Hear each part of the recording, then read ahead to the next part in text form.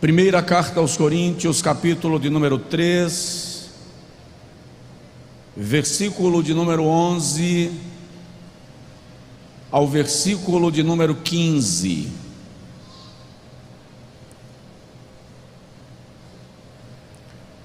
Porque ninguém pode pôr outro fundamento além do que já está posto, o qual é Jesus Cristo.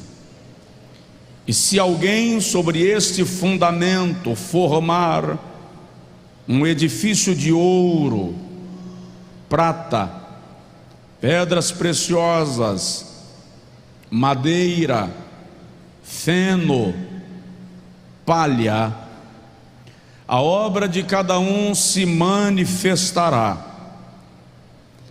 Na verdade, o dia a declarará, porque pelo fogo será descoberta, e o fogo provará qual seja a obra de cada um.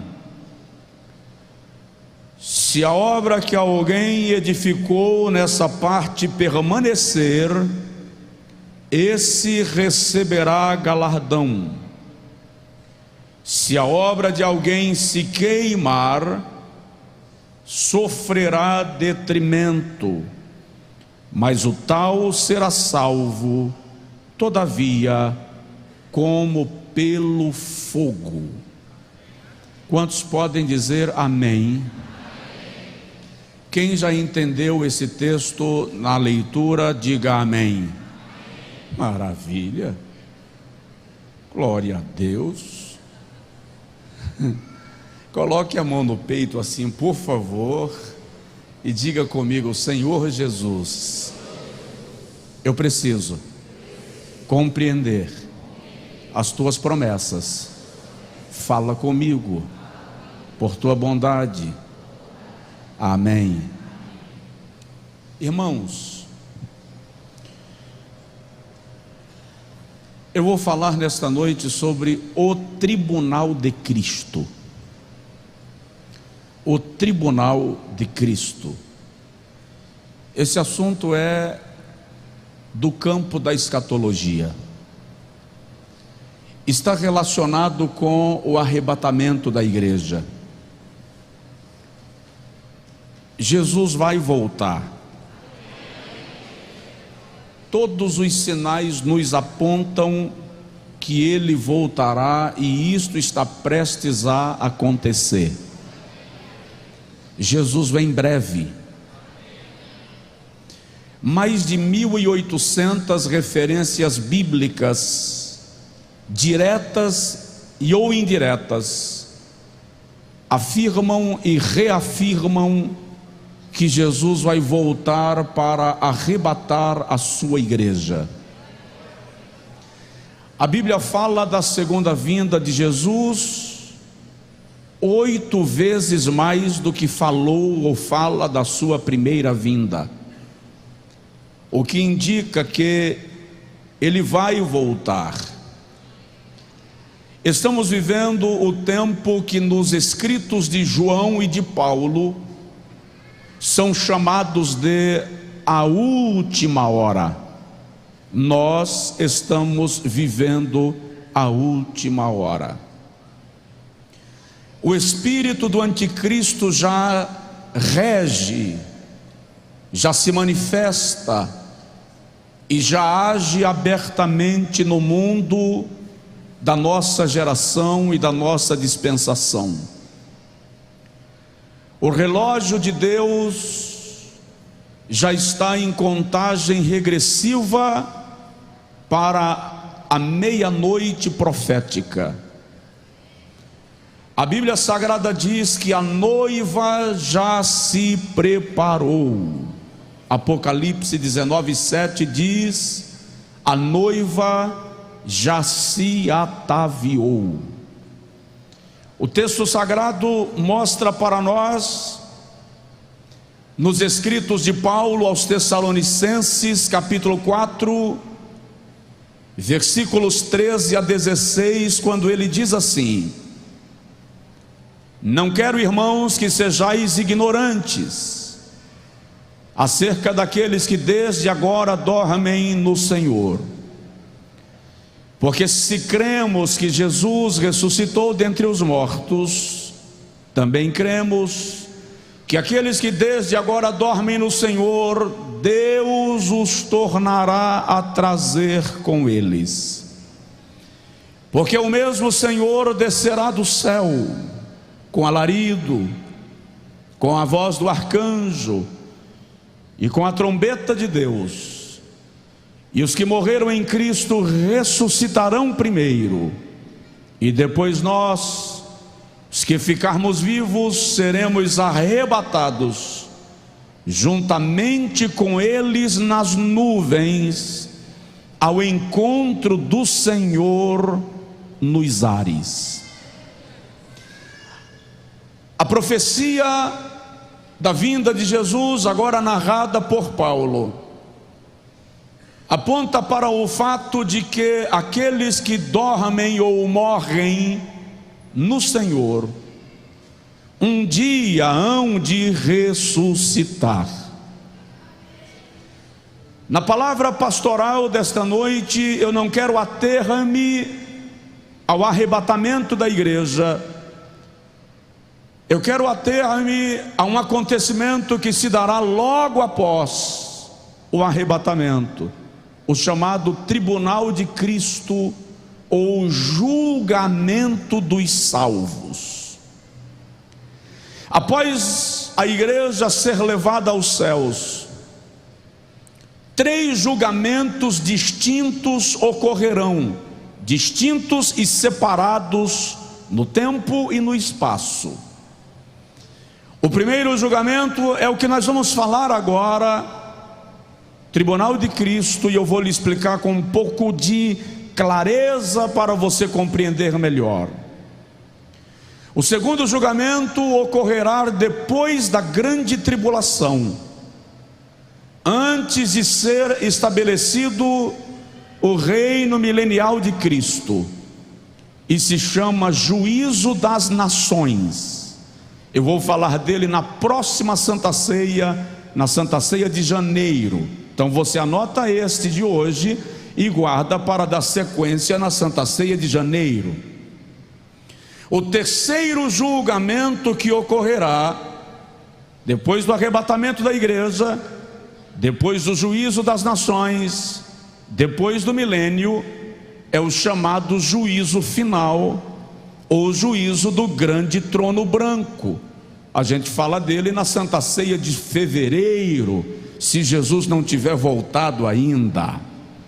Não dá para pensar em falar dos 3 numa única pregação e querer esclarecer um ponto sequer. Por isso que eu estou separando um do outro, para você ter mais tempo de assimilação, porque nós estamos falando de doutrinas fundamentais da fé cristã. Portanto, haverá o julgamento da igreja, o julgamento das nações e o julgamento do mundo no juízo final. Hoje nós vamos nos ater um pouco a esse momento que se segue imediatamente o arrebatamento da igreja.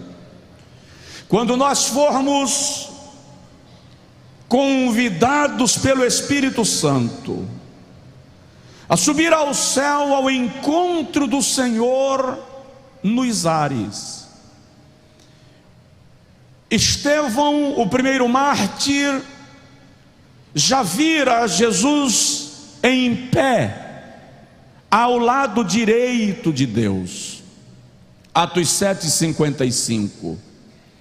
Noutros textos, a exemplo do texto de Paulo a Timóteo, capítulo 3, ele diz que Jesus foi assunto aos céus e está assentado à direita de Deus. De acordo com palavras do próprio Jesus, quando chegar o momento do arrebatamento da igreja, ele mesmo se levantará do trono do seu Pai, onde está sentado, Mateus 24, 27 diz que ele, como um relâmpago, atravessará o céu e se colocará em algum lugar do espaço para receber a sua noiva, a sua igreja, que será levada ao céu pelo Espírito Santo, atraída pela presença do noivo amado. Jesus vem. Agora, vamos entender algumas coisas deste julgamento para percebermos como estamos. Primeiro, eu preciso pontuar contigo sobre o julgamento para quem e para quê. Sobre o julgamento para quem e para quê. Estamos falando do tribunal de Cristo. Não confunda com o juízo final. Aqui a igreja foi arrebatada. Ela ainda não terá entrado nas mansões celestiais. Se encontrará com Jesus para ser galardoada.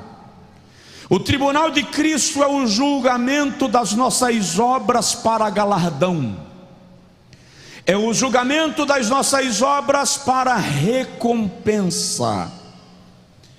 Só serão julgados no tribunal de Cristo os salvos. Lá ninguém será julgado para ser devolvido à terra, porque se foram arrebatados, adentrarão as mansões celestiais. A Bíblia diz, primeira carta de Paulo aos Coríntios, capítulo 1, versículo 8, que o Senhor nos confirmará até o dia de Cristo, ou até o dia do tribunal de Cristo.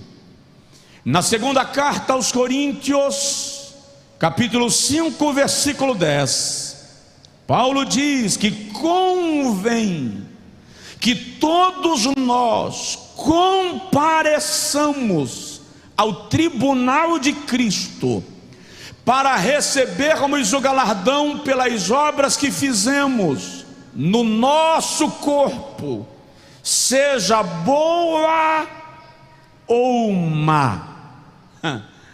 Aí alguém indaga: pastor, e se as obras são más, como serão julgadas no dia do tribunal de Cristo? Como foi arrebatado aquele que praticou obras que se caracterizam por obras más? Você vai entender isso daqui a pouco, e vou fazer questão de pontuar e esclarecer. Eu repito, a palavra é pastoral, e eu quero que esta igreja comece a conhecer Bíblia de maneira mais profunda, de maneira mais sistêmica, para, mais do que histórias da Bíblia, saber defender a razão da sua fé. Provoca o seu vizinho e diz para ele assim: você vai receber galardão. Você vai receber galardão. Agora, quando será esse julgamento? Já falei que é para galardão, e só serão julgados no tribunal de Cristo os salvos. Ele se dará logo após o arrebatamento da igreja. Apocalipse, capítulo 22, versículo 12, o Senhor Jesus diz assim: eis que venho sem demora, e o meu galardão trago comigo. Venho sem demora, e o meu galardão trago comigo, para dar a cada um segundo as suas obras. Quando Paulo escreve sobre isso aos Coríntios, no capítulo 3 da primeira carta, versículo 8, ele diz assim: um é o que planta, outro o que rega, mas cada um receberá o seu galardão segundo o seu trabalho. Quando o apóstolo orienta a igreja de Corinto sobre a semeadura cristã, sobre o ato de ofertar, ele traz um princípio que se aplica ao galardão, quando diz: aquele que semeia muito, muito também colherá. Aquele que semeia pouco, pouco também colherá. E ele conclui o seu raciocínio dizendo: o que semeia em abundância ceifará. Ou seja, no dia do tribunal de Cristo, quanto mais eu tenha me aplicado a Deus e ao seu reino, quanto mais eu tenha servido a Deus e a sua causa, maior será a recompensa recebida por aqueles que o servem com alegria em seu coração.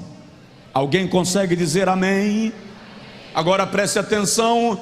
Paulo, escrevendo aos Colossenses, no capítulo de número 3, versículo 23 e 24, diz assim: Colossenses 3 e 24, Paulo informa e orienta: e tudo quanto fizer, diz, fazei-o de todo o coração, como ao Senhor e não aos homens, sabendo que recebereis do Senhor o galardão. Então o julgamento será para os salvos, para a recompensa, logo após o arrebatamento da igreja. Provoca o irmão do seu lado e diz para ele assim: quero te ver lá. Quero te ver lá. Segunda pontuação que eu quero trazer sobre o arrebatamento, sobre o tribunal de Cristo, é quando será, visto que Paulo estabelece, menciona, será logo após o arrebatamento. Mas quem será o juiz? Quem vai julgar as nossas obras? Olha para mim: o próprio Jesus. A Bíblia diz, João 5:22, que o Senhor entregou, que o Pai entregou ao Filho o poder de julgar todas as coisas. Ele mesmo estará julgando a minha pregação de hoje à noite, o seu culto, o nosso culto, aquilo que fazemos para Ele, será posto diante do Senhor para ser julgado. O apóstolo Paulo diz assim, 2 Timóteo 4:8: desde agora a coroa da justiça me está guardada, a qual o justo juiz me dará, não somente a mim, mas a todos os que amarem a sua vinda. Sabe o que isso significa? É o próprio Jesus que vai chegar perto de você e vai colocar a coroa sobre a tua cabeça, te galardoando por aquilo que você fez para Ele na sua obra. Só quem pode dar glória a Deus faça, só quem crê faça. Quem não crê fica calado, porque sem fé fica complicado. Mas se você crê, pode agradecer a Deus com gratidão. Aleluia. Deixa eu agilizar um pouco. Primeira pergunta que eu fiz dentro do contexto é sobre o julgamento: quando será e para quê? A segunda, quem é o juiz? A terceira observação que quero trazer sobre o tribunal de Cristo é sobre a precisão do julgamento. Existe margem de erro? Existe possibilidade de alguém receber mais do que de fato produziu? Não. Por quê? Primeiro, porque Ele é justo na sua essência. Ele é a própria justiça. E vai ter um detalhe que você vai ler comigo, se a sua Bíblia estiver aberta no texto que lemos inicialmente. As nossas obras, 1 aos Coríntios capítulo 3, as nossas obras serão postas diante dele, sob a forma de 6 materiais diferentes: ouro, diga comigo, ouro, prata, pedras preciosas, madeira, feno, palha. Tudo que eu fiz para Deus estará sobre a mesa, sob a forma desses 6 materiais. E o Espírito de Deus, que é o fogo da presença de Deus, é quem vai incendiar as nossas obras. O próprio fogo do Espírito, diz o versículo de número 13: o fogo a provará e a revelará e declarará qual delas sobrevive ao teste do fogo. E aí Paulo diz no versículo 14: se alguém edificar uma obra e ela permanecer, o tal receberá galardão. Depois que o fogo do Espírito incendiar, se ela permanecer, haverá galardão.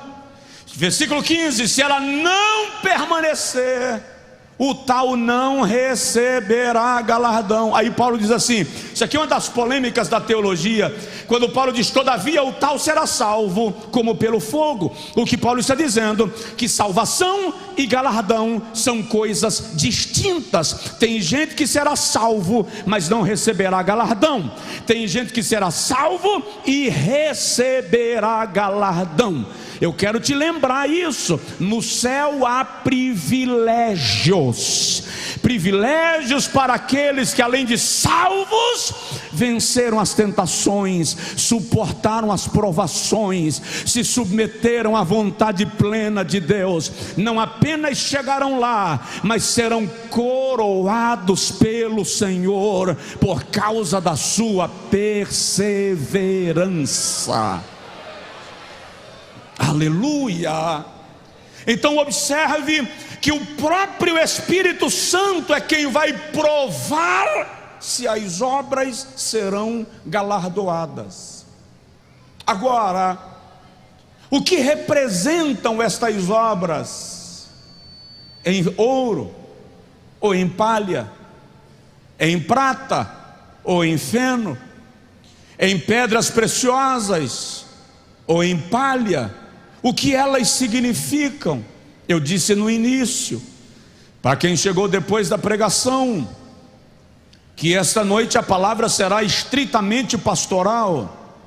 O Espírito Santo me trouxe esta tarde esta palavra para nos confrontar.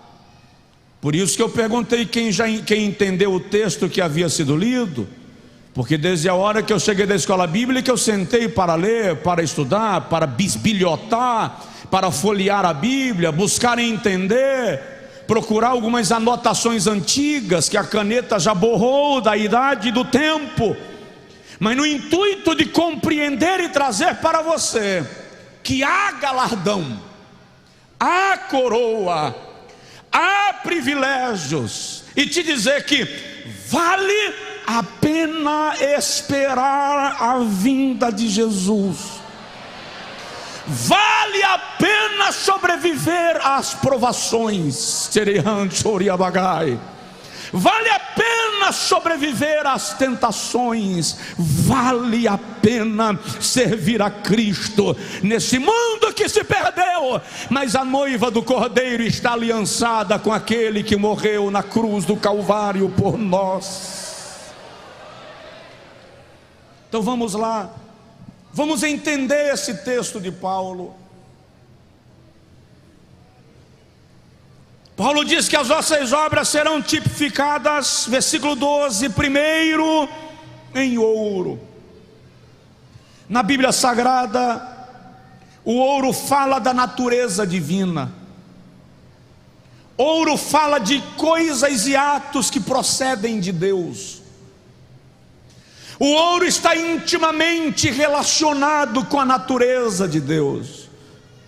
Malaquias capítulo 3, versículo 3, o profeta diz que o Senhor como ourives se assenta e prova o seu povo.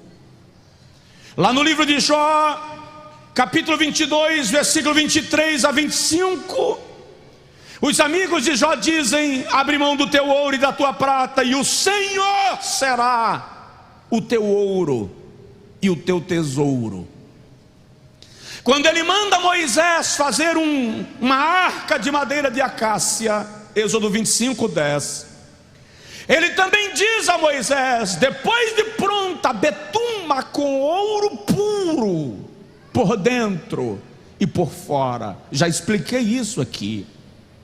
O ouro ali fala da natureza de Deus, revestindo a madeira, a nossa natureza, para fazer aparecer apenas a natureza, o caráter de Deus nas nossas obras. Apocalipse capítulo 3, versículo 18, o Senhor diz assim: aconselho-te que de mim compres ouro provado no fogo, para que te enriqueças. Então presta atenção, as obras que serão tipificadas em ouro são aquelas que foram feitas exclusivamente para a glória de Deus. Não foram feitas pelo aplauso, não foram feitas pelo reconhecimento, não foram feitas para receber bajulação e honra terrena, foram feitas exclusivamente para que Deus seja glorificado. Primeira carta aos Coríntios capítulo 10, versículo 31, Paulo diz: portanto, quer comais, quer bebais, ou façais qualquer outra coisa, façais tudo para a glória de Deus. Obras em ouro são aquelas que foram feitas somente para que Deus fosse glorificado.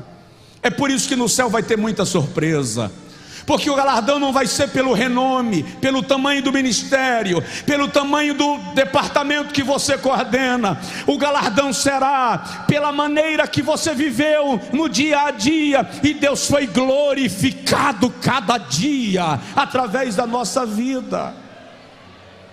Aleluia, glória a Deus. Está claro que aqueles que fazem as suas obras em Deus, elas serão apresentadas como ouro, não obras realizadas pela pura e estrita capacidade humana, em comunhão com Deus.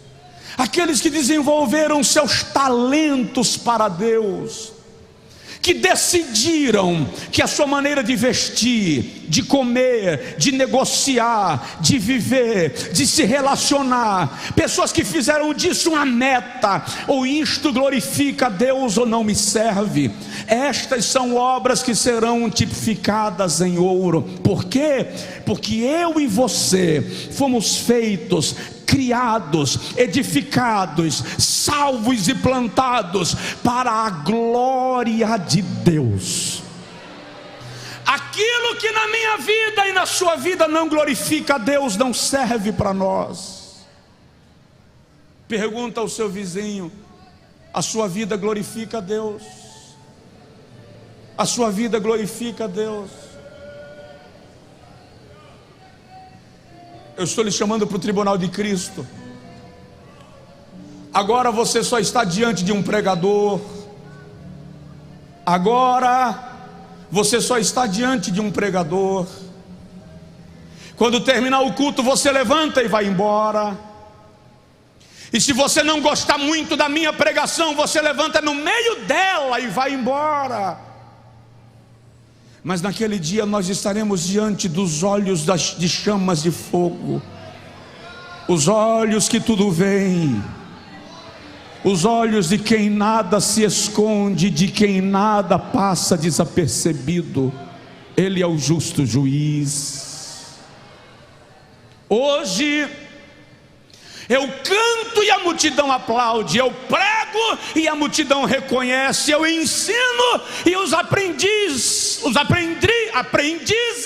reconhecem. Mas naquele dia a questão não é se eu fui aplaudido aqui, é se Deus foi glorificado lá.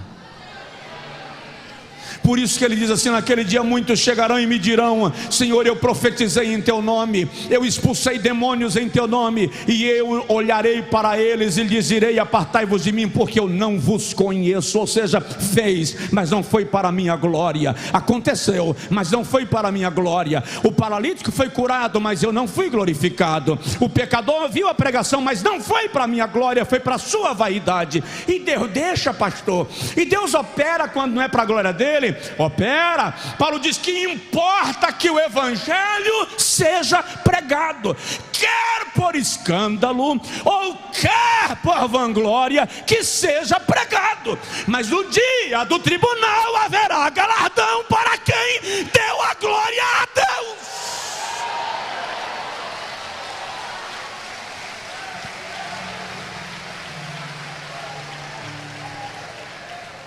Então ninguém se engane.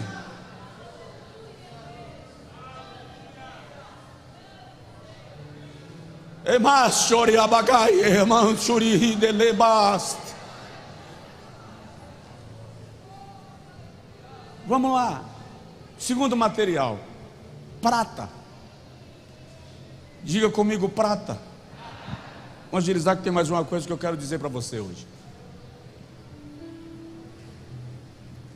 Paulo diz que o segundo material que vai aparecer lá, nós estamos diante de Jesus, tá?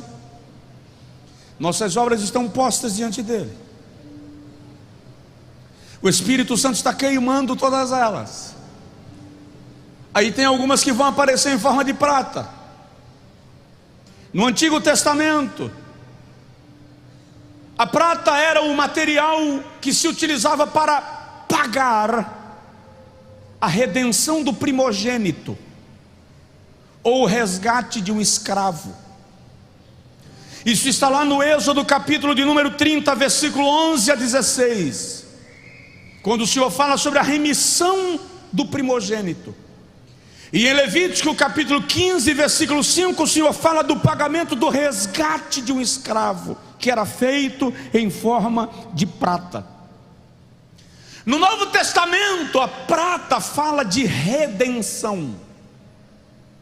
Está relacionada à obra redentora de Cristo na cruz do Calvário. Pedro deixou muito claro na sua primeira epístola, capítulo 1, versículo 18 e 19, que nós somos resgatados com o sangue de Jesus, da tradição que recebemos dos nossos pais, por um sangue imaculado e sem ruga. Primeira carta de Paulo aos Coríntios, capítulo 6, versículo 20.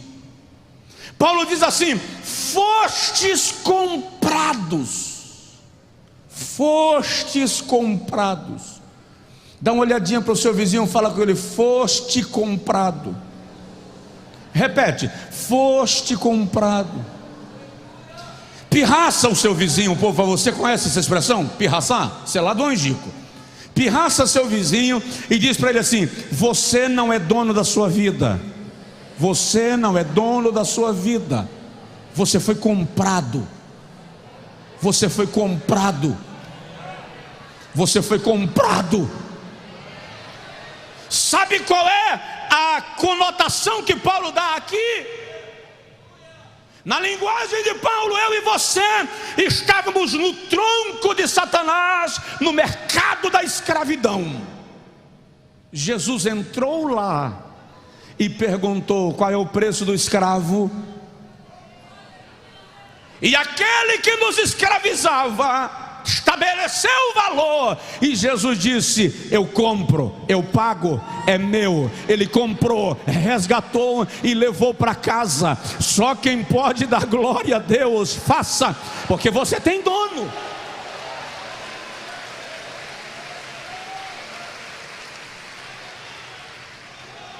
Agora preste atenção: as obras que aparecerão em prata são obras que foram realizadas exclusivamente pela fé em Cristo Jesus.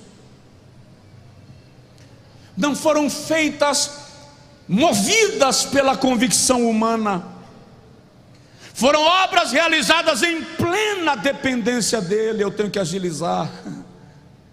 Obras realizadas em plena entrega a ele, que se caracteriza por conciliação e reconciliação. São obras feitas em nome de Jesus. Em meu nome expulsarão. Marcos 16, 17. Em meu nome falarão novas línguas. Em meu nome imporão as mãos sobre os enfermos. Em meu nome ensinarão as pessoas de todas as nações. Se é em nome de Jesus, tem galardão. Mas se o seu nome chega primeiro que o nome de Jesus, pode ser bonitinho, pode ser charmoso, deu resultado, mas vai sapecar no fogo e não suportará para ser galardoado. Alguém aqui consegue dizer amém? Terceiro material que aparece nos escritos de Paulo são pedras preciosas. Diga comigo, pedras preciosas. No Antigo Testamento, as noivas eram adornadas com joias. Já disse isso aqui, e eu acho muito interessante, porque todas as vezes que o camarada queria ter notícia da sua noiva, ele tinha que eleger alguém a quem a Bíblia chama de o amigo do noivo, e mandava o amigo do noivo ir visitar a noiva. Só que o camarada ia em nome do noivo, representando o noivo, e portanto tudo que ele fizesse era em nome do noivo. E o noivo mandava presentes para ela, e não eram flores, eram joias. Se as irmãs estivessem assim concentradas na pregação, eu dizia assim: renova os nossos dias como dantes, ó Senhor. Ele tinha que mandar joias para adornar a noiva. Lá no livro de Ezequiel, capítulo de número 16, versículo 11 a 14, isso está denotado e declarado com muita transparência. Quando Abraão manda Eliezer buscar uma noiva para Isaac, Gênesis 24, Eliezer vai levando joias para adornar a pretendida, para adornar a noiva. Cantares capítulo 1, versículo 10, Salomão enriquece a sua amada com joias, com pedras preciosas, partindo do princípio que a igreja é a noiva do Cordeiro. Significa que ela é adornada com joias para o dia do arrebatamento. E as obras que aparecerão em pedras preciosas são obras realizadas pelo Espírito Santo, no poder do Espírito Santo, envolvidos na ação do Espírito Santo. A Bíblia Sagrada diz para nós, em Filipenses capítulo 3, versículo 3, Paulo diz assim: porque a circuncisão somos nós, que servimos a Deus em espírito, obras realizadas no Espírito, feitas no poder do Espírito Santo.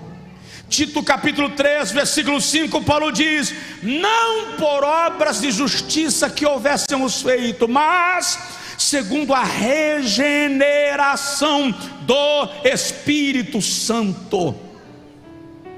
Romanos 15, 19, Paulo diz: pelo poder dos sinais e prodígios, e pelo poder do Espírito Santo. Portanto, obras em pedras preciosas são aquelas que foram realizadas pelo poder do Espírito de Deus. Não foi inteligência humana, capacidade humana, esperteza humana, habilidade humana, mas poder do Espírito Santo inspirando a realização. Dependência do Espírito Santo, dependência de Deus. Preste atenção, no dia que você deixa de depender dele, você fica mecânico, automático. Esses dias um jovem pregador chegou para mim e disse: pastor, por que eu tremo todos os dias que eu vou pregar? Eu disse para ele: parabéns, isso é bom. Eu disse para ele: eu tremo às vezes, outras vezes que eu não tremo, seca a boca, outras vezes dá branco. Há momentos que a palavra some, que a timidez prevalece. E um dia o Espírito Santo me ensinou, porque eu preguei num estádio com mais de 70 mil pessoas reunidas, e eu preguei tranquilo, não fiquei nervoso, a boca não secou, a mão não tremeu. Na hora do apelo, quase 3 mil pessoas se levantam e aceitam a Jesus. Lindo! No outro dia eu fui pregar numa festa pequena, não tinha 150 pessoas. A boca secou, deu branco, eu esqueci a pregação. Aí eu falei: Jesus, não estou entendendo. Ontem eu preguei para 70 mil e fluiu, hoje eu prego para 100 e dá branco. O Espírito Santo me disse: eu só quero que você entenda que você nunca funciona sem a minha presença. É no poder do Espírito Santo. Não sou eu nem você, é Ele em nós. Provoca o vizinho e diz para ele: é o Espírito Santo em nós, é o Espírito Santo em nós. Vamos terminar? Nós estamos no tribunal de Cristo. Vem mais 3 materiais aí, e depois eu concluo falando rapidinho sobre as coroas que vamos receber. Madeira é o próximo material que apresenta diante de Deus. Aqui eu vou dar uma pausa e vou falar mais devagar. Madeira representa a natureza humana na Bíblia. As obras que apareceram em madeira são obras feitas por si mesmos. Vou traduzir: são obras que qualquer pessoa pode fazer, independente de ser para a glória de Deus, em nome de Jesus e no poder do Espírito Santo. Lucas 6, 22 a 24, Jesus diz: do que adianta se agir, diz assim, os pecadores também o fazem. E ele começa a fazer uma descrição de coisas que a gente faz, mas que os pecadores também fazem. Obras estritamente humanas. São crentes que trabalham na igreja, que desenvolvem atividades na igreja. São pregadores que até ganham renome. São cantores que até crescem. Mas eles fazem isso pela glória terrena, pelos aplausos, pelo reconhecimento. Não me valorizaram, não faço mais. Não me reconheceram, não vou mais. O pastor não me elogiou em público, não faço mais. Não me reconheceu diante das pessoas, então eu não vou mais. Da próxima vez que precisar de mim, eu vou fingir que não percebi. Obras em madeira você pode até fazer, mas na mesa do galardão, quando o fogo do Espírito queimar, elas não suportam o fogo da presença de Deus. Você, eu, não servimos por reconhecimento aqui. Obras em madeira são obras que são realizadas e até parecem que é para Deus, mas é apenas para a nossa vaidade. Atos 19, chegam uns camaradas perto de um endemoniado e dizem assim: nós te expulsamos no nome do Cristo que Paulo prega. Versículo 11, o demônio disse assim: eu conheço a Cristo e sei quem é Paulo, mas quem são vocês? obras realizadas pela vaidade. E presta atenção nisso, é incrível como a gente tem que fiscalizar a nossa vaidade o tempo inteiro, porque o tempo inteiro você está se sentindo o melhor, o tempo inteiro você pode estar achando que fez melhor do que o outro. E aí, querido, alguém pode chegar aqui e cantar em dó, enquanto o tecladista está tocando em lá, e ser para a glória de Deus. E tem gente cantando lindo e Deus está olhando e dizendo assim: tá bonito, mas só serve para quem está lá embaixo, para mim não serve para nada. Eu não estou dizendo que quem canta bonito não tem galardão, eu estou dizendo que a essência não está no que eu projeto, está no que me motiva. Madeira. Quando Sansão perdeu o Espírito de Deus, ele só conseguia fazer coisas que um homem qualquer poderia fazer. Com o Espírito de Deus ele operava maravilhas, sem o Espírito de Deus ele era comum. Presta atenção, se o Espírito de Deus estiver na sua vida, você é extraordinário. Sem o Espírito de Deus na sua vida, você só é inteligente.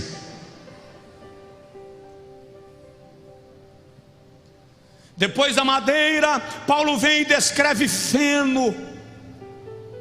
Estamos no tribunal de Cristo. O Rei dos Reis está esperando a aprovação das obras para nos galardoar. Elas estão queimando. Agora vem feno. Algumas obras nossas vão aparecer em feno, que representam obras aparentes, sem consistência. Não resiste ao fogo, seca como a erva, Isaías 15:6, é espalhada pelo vento, Salmo 1, versículo 6.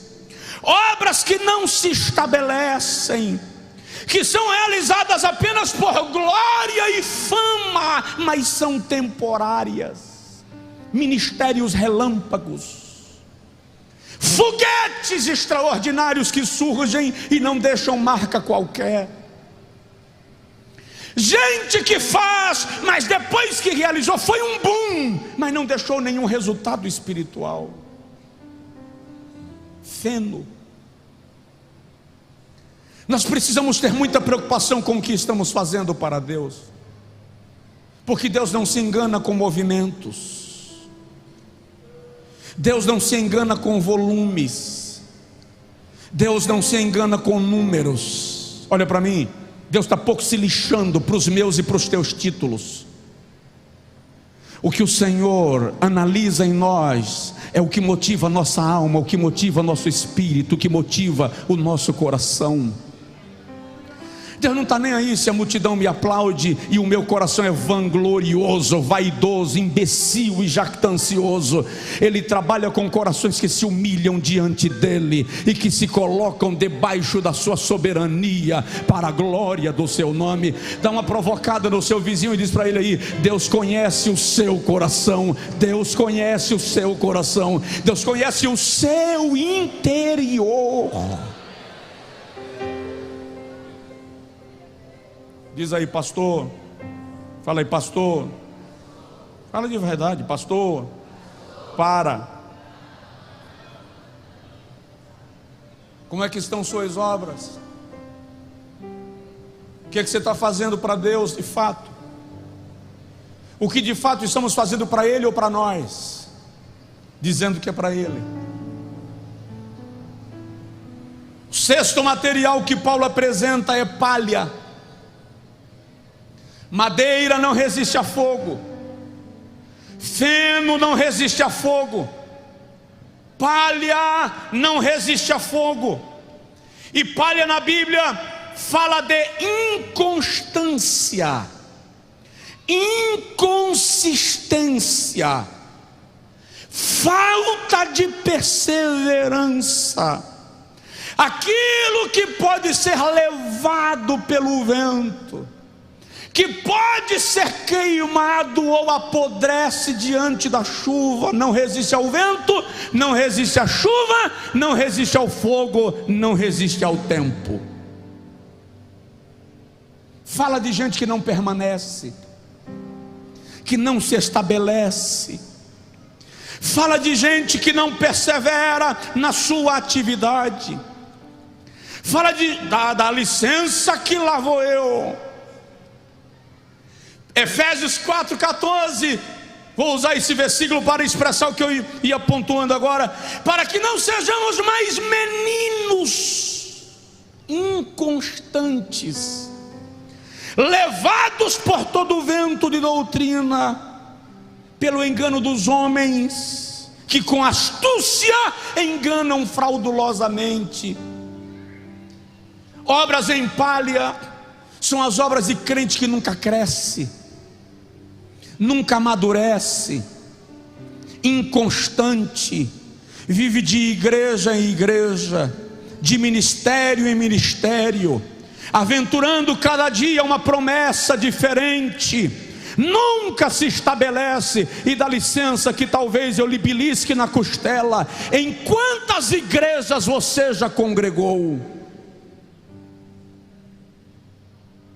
Lá vai mais uma pergunta chata: e quanto tempo você pretende permanecer nessa?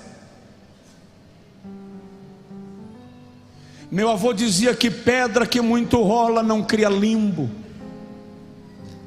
Se estabeleça.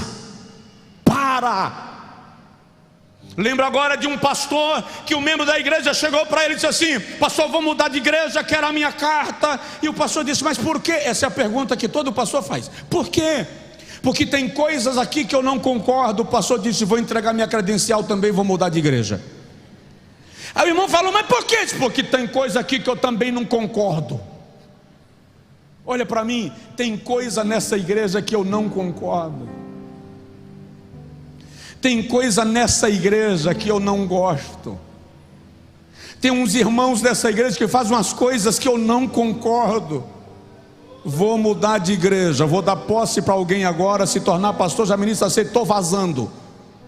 Fui. Você nunca vai chegar numa igreja que você vai concordar com tudo.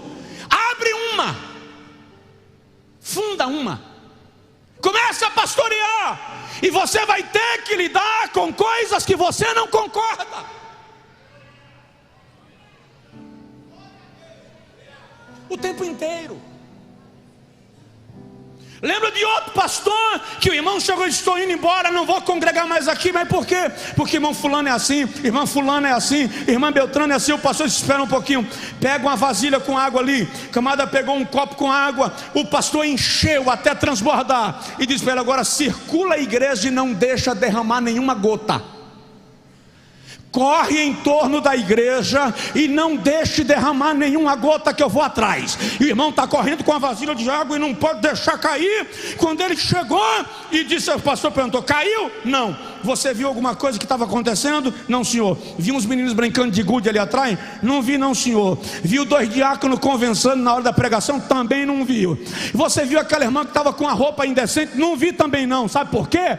Porque quando você está ocupado, você não tem tempo para ver o defeito dos outros.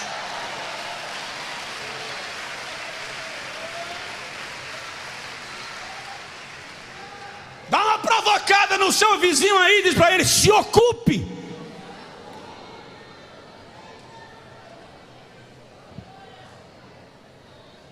Faça alguma coisa na igreja, faça algo para que ela cresça, faça algo para que Jesus seja glorificado. Evangelize, cuide de criança, se envolva com adolescentes, cuide de jovens, seja diácono, ajude a varrer, arrume a casa, organize estacionamento, venha para música, venha pregar, se envolva com o reino de Deus, e o reino de Deus se envolve com você.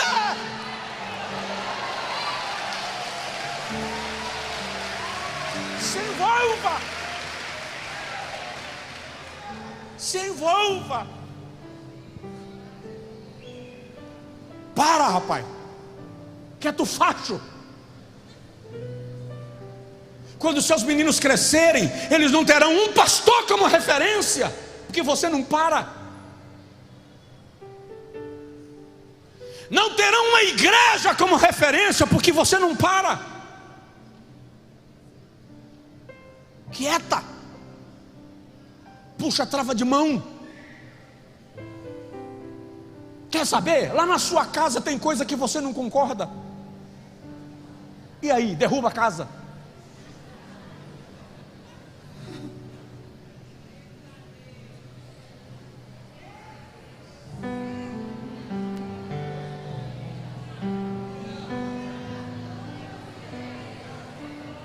Eu disse que era uma palavra pastoral. Eu não estou hoje à noite pregando como pregador, estou pregando como pastor. Eu não sou convidado para pregar hoje à noite, eu sou o pastor da igreja por bondade de Deus, e estou lhe trazendo a consciência que você vai receber galardão ou não. Isso depende de como estamos servindo a Deus. Eu vou terminar. Diga assim: graças a Deus.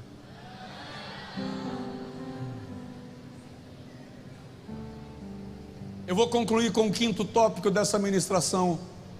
Só te lembrando muito rapidamente, em 10 minutos eu faço.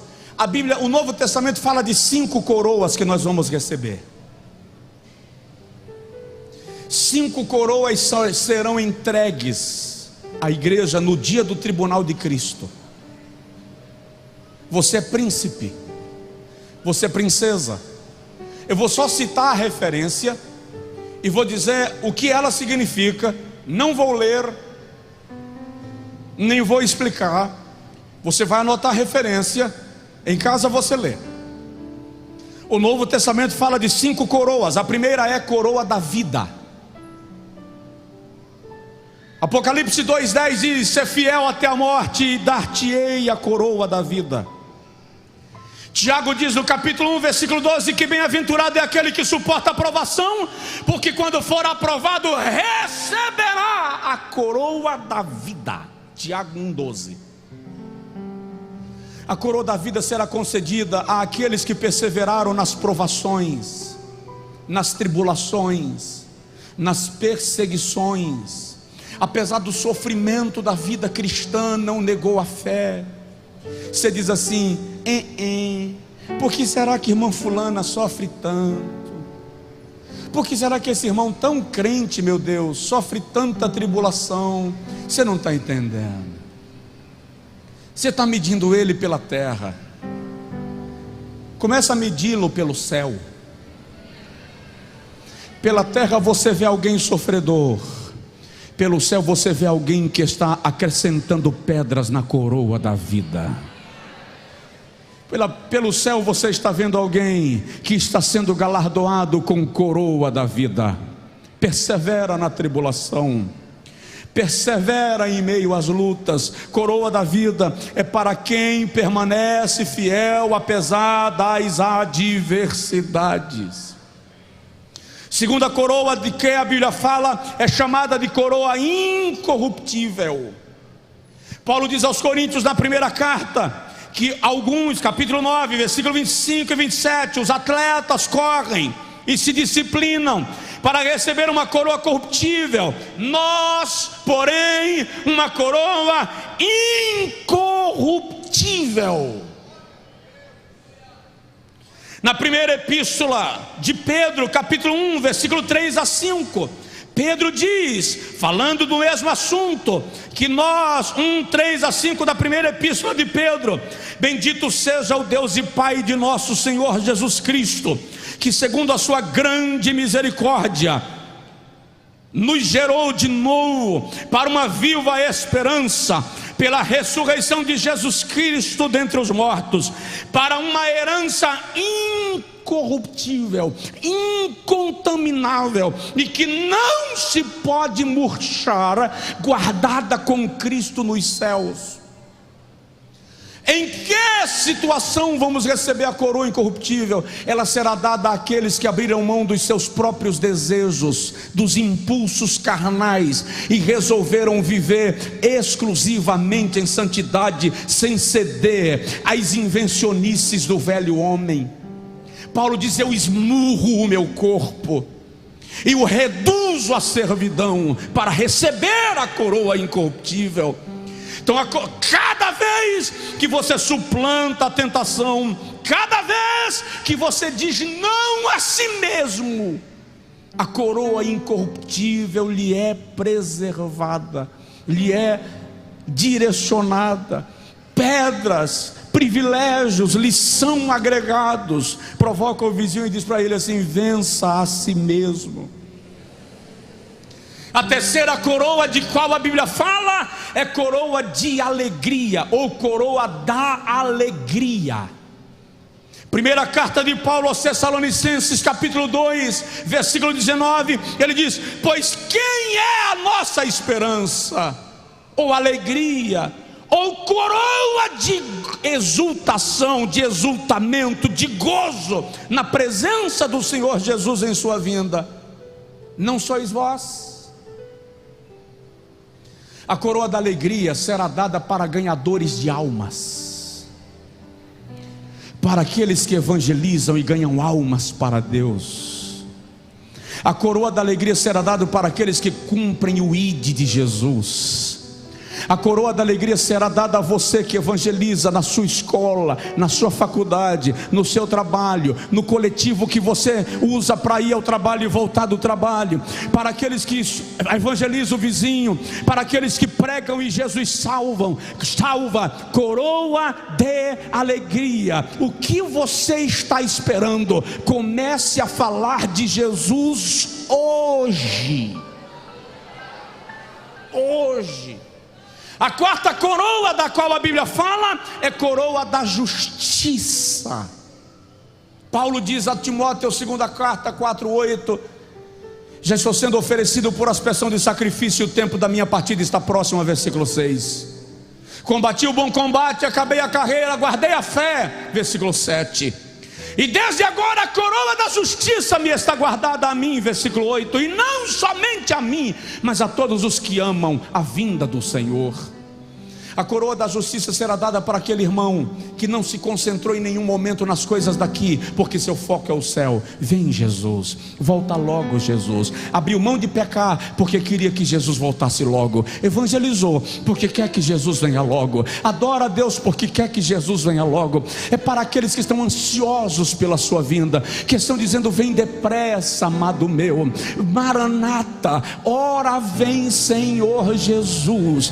Coroa da justiça é para quem é crente e não está fissurado nas conquistas da terra.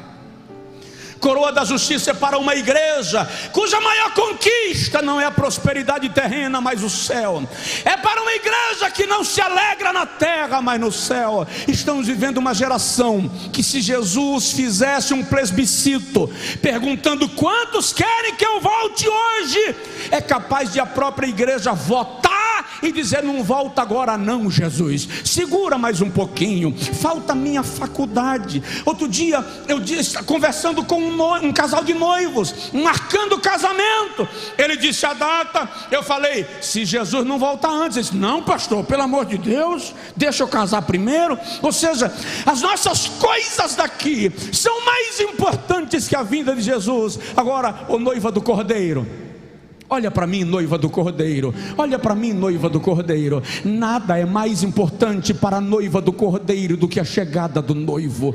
Nada é mais importante para a igreja do que a vinda de Jesus. Nenhuma expectativa nos alegra mais do que a expectativa da nova Jerusalém.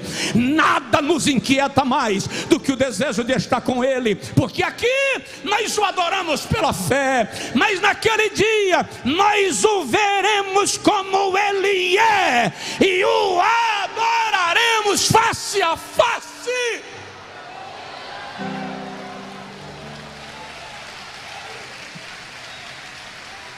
Aleluia, aleluia.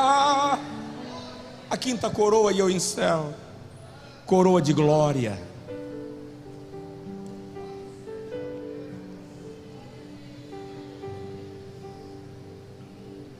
Aleluia. Eu vou virar para cá, por favor. Diáconos, diaconisas, todos, olhem para mim, por favor. Pastores, aos presbíteros, pastores, ministros da casa de Deus, é isso que Pedro está dizendo, que estão entre vós, admoesto eu, que também sou presbítero com eles, e testemunha das aflições de Cristo, e participante da glória que se há de revelar. Apacentai o rebanho de Deus que está entre vós.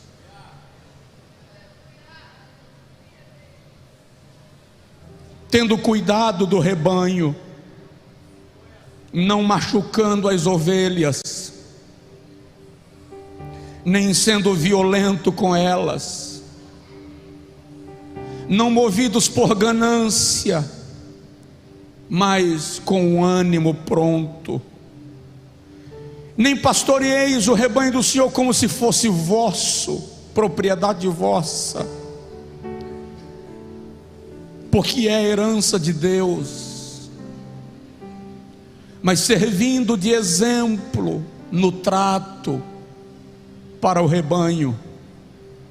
E quando apareceu o sumo pastor, o pastor presidente, aquele que de fato é chefe, o pastor sênior ou senior pastor, aquele que é líder nosso, Pedro diz: alcançareis a incorruptível coroa de glória.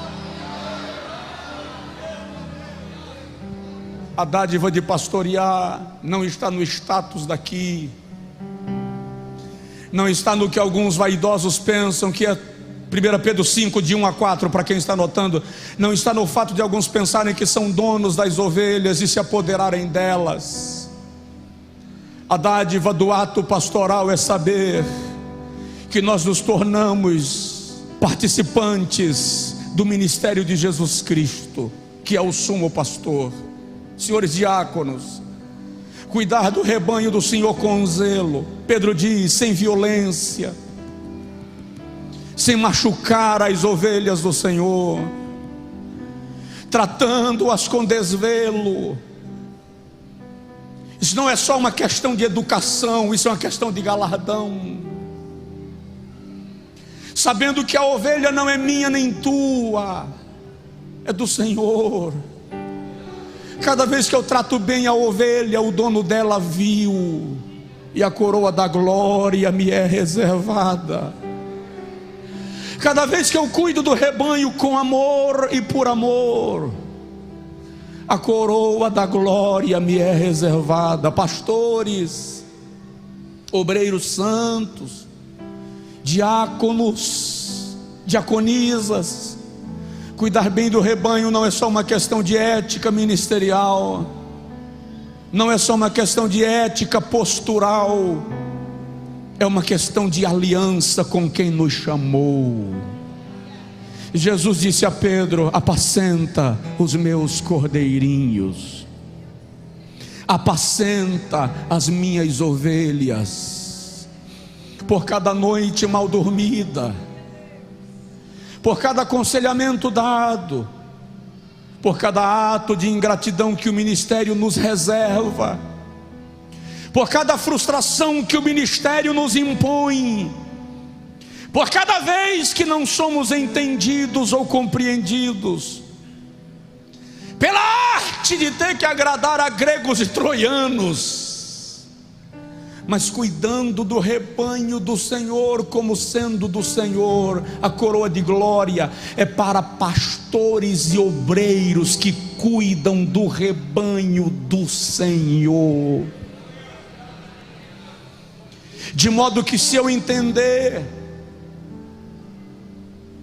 que o ato pastoral não é uma profissão, é uma missão,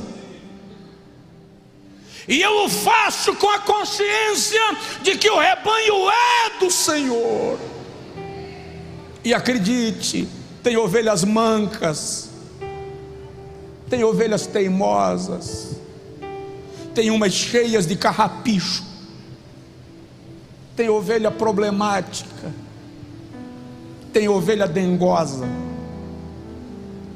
tem ovelha atribulada, tem, mas elas todas são do mesmo pastor, Jesus, Jesus, Jesus, Jesus.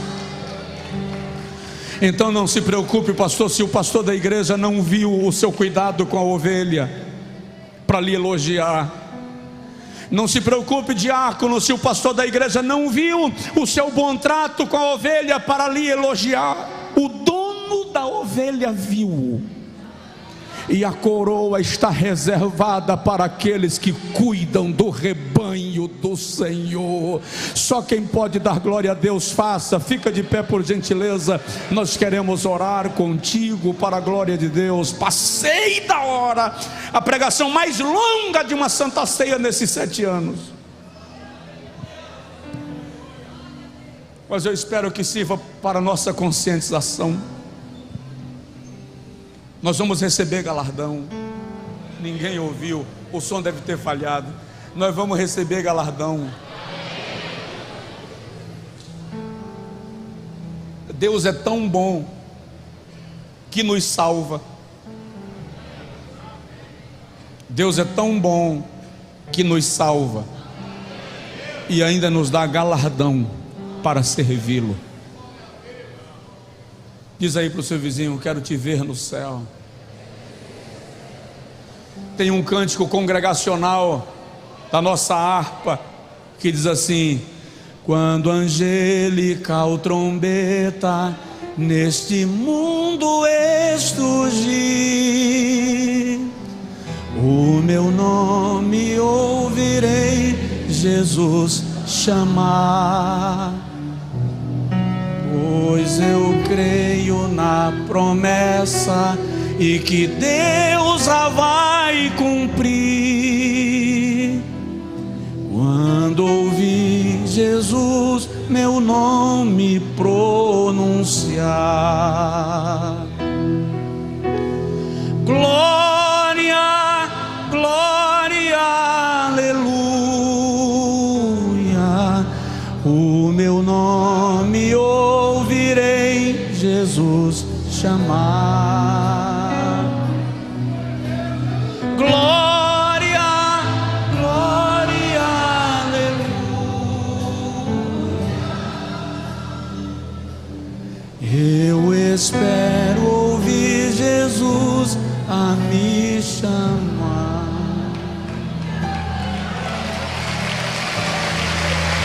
Você vai ser coroado. Eu quero concluir orando.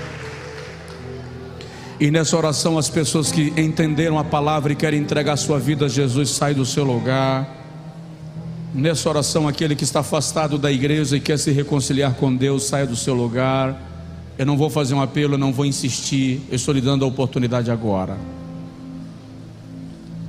Quando o comunismo invadiu a Tchecoslováquia, pode vir acompanhando.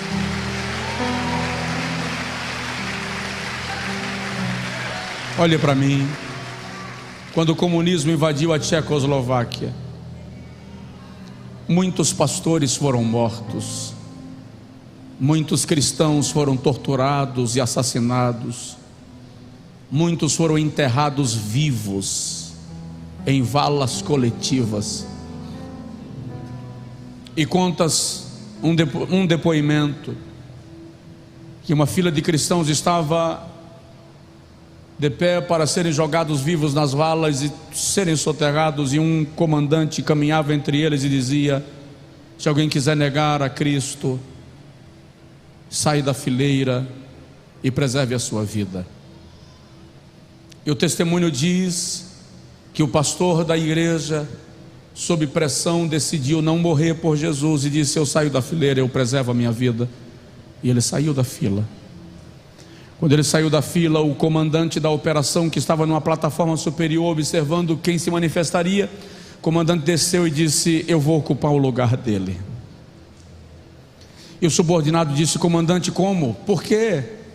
E o comandante disse: quando ele saiu da fila, eu vi a linda coroa que saiu da cabeça dele, e eu quero essa coroa para mim. Conta-se de um irmão muito pobre que foi participar de um culto numa igreja de convicções muito ortodoxas, tradicionais. Era a inauguração de uma grande catedral, e o irmãozinho foi, e na hora da pregação o pastor começou a dizer: no céu nós teremos uma coroa de glória. E o irmão gritou lá: glória a Jesus. O diácono chegou perto dele e disse: irmão, glorifica baixo, que aqui a gente não dá glória a Deus em alta voz. O irmão pediu desculpa, mas o pastor continuava pregando e disse: no céu nós teremos uma veste talar resplandecente. O irmão não aguentou e disse: aleluia. O diácono chegou lá de novo e disse: meu irmão, eu já falei com você, aqui a gente dá glória a Deus baixinho, só no espírito. Irmãos, me perdoe.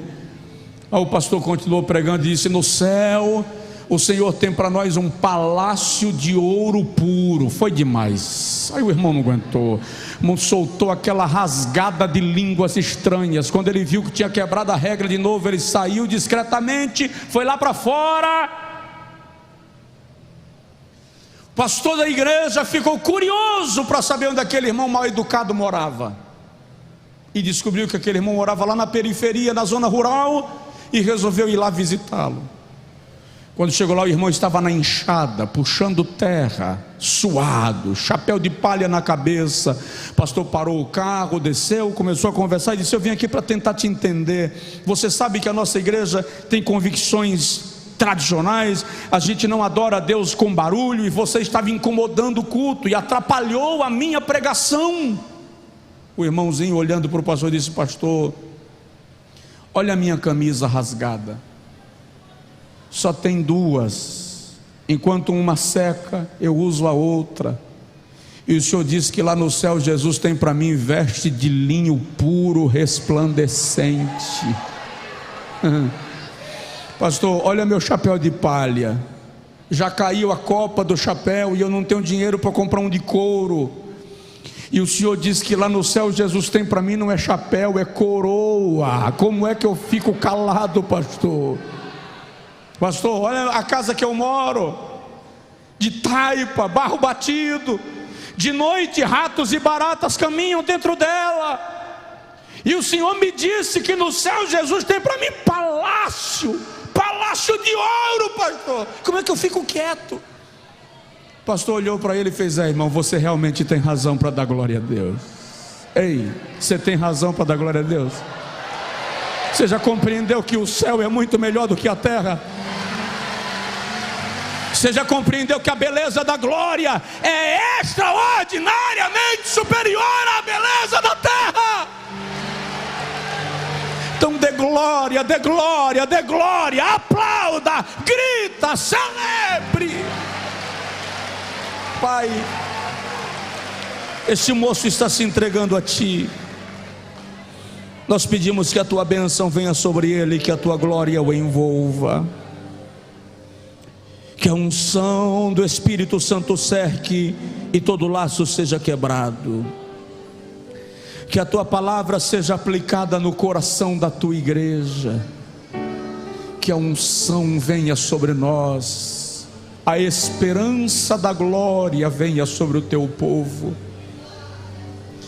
Senhor, não deixa que o nosso coração fique preso à terra.